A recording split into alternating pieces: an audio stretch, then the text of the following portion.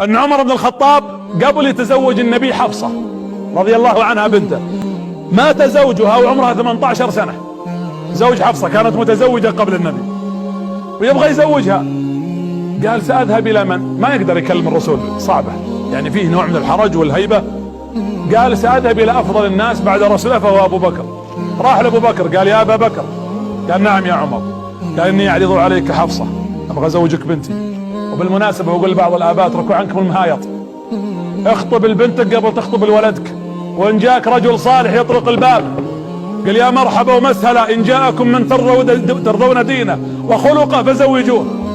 البنات اليوم في البيوت كثر، بعض الامهات تحرم بنتها الزواج لاجل تفاهات وتفكير خاطئ، وبعض الاباء يتزوج اخوها، يتزوج الاكبر، تتزوج الكبيرة، لا ندفع مهر معين، ما ابغاها تروح برا الديرة اللي انا فيها، ما ابغاها تبعد عني، لا لا لا لا لا، انظروا للمصلحة، ما دام الرجل كفؤ انتهى الموضوع. عمر بن الخطاب يدور الزوج الصالح، راح لابو بكر قال يا ابو بكر اعرض عليك حفصة. قال ابو بكر والله ما لي فيها، اعتذر. سودي مستغرب، اعذرني ما ابغى بنتك. وطلع عمر زعلان، ليش ابو بكر يقول لي هالكلام؟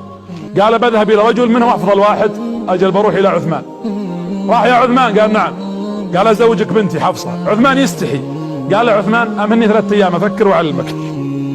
وراح عثمان، يقول انتظرت اليوم الاول، اليوم الثاني، راح الليلة الثالثة، يقول ما جاء عثمان. وين عثمان؟ يدوره، يقول يوم جيت قالوا تلقاه في المسجد. يقول عمر يوم جيت المسجد لقيت عثمان بيطلع، يوم شافني رجع. يعني قف وقال الله اكبر كبر. يقول عمر وجيت وجلست جنبه، قلت والله ما اروح، قاعد لين تخلص. يقول اسمع يقرا في سورة النساء، يعني يطوله، يقعد على راحتك. يقول فسمعت يقرا وجلست جنبه انتظر، قلت اقعد صلي لين تخلص، انا جالس ابغى اخذ الرد. يقول يوم سلم قلت يا عثمان عرضت عليك حفصة، ليش ما تريد ترد علي؟ قال والله انا ما ابغى بنتك. جت الصدمة الثانية.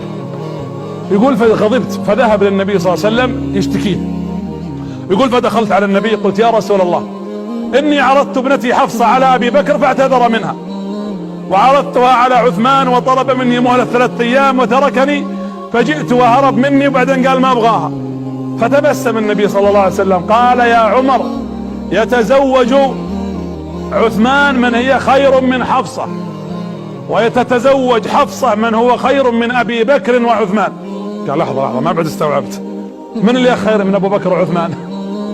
الرسول. قال من يا رسول الله؟ قال انا اتزوجها يا عمر. فانبسط عمر، قال وش هالنسب الزين؟ فطلع عمر يضحك، شافوه الصحابة ابو بكر وعمر، ابو بكر وعثمان، فقالوا اجئت من عند رسول الله؟ قالوا نعم. قال والله، يقول ابو بكر وعثمان والله يا عمر انك عرضت علينا حفصة وانها من خيرة النساء، والله نعم في حفصة، ادب وخلق تبوها، لكننا كنا عند رسول الله فاستشارنا في حفصة، كان ياخذ راينا، وش رايكم اتزوج حفصة، وش تقولون ما تقولون؟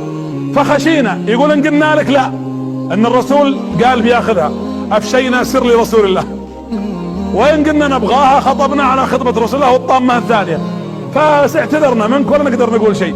فاطمأن عمر رضي الله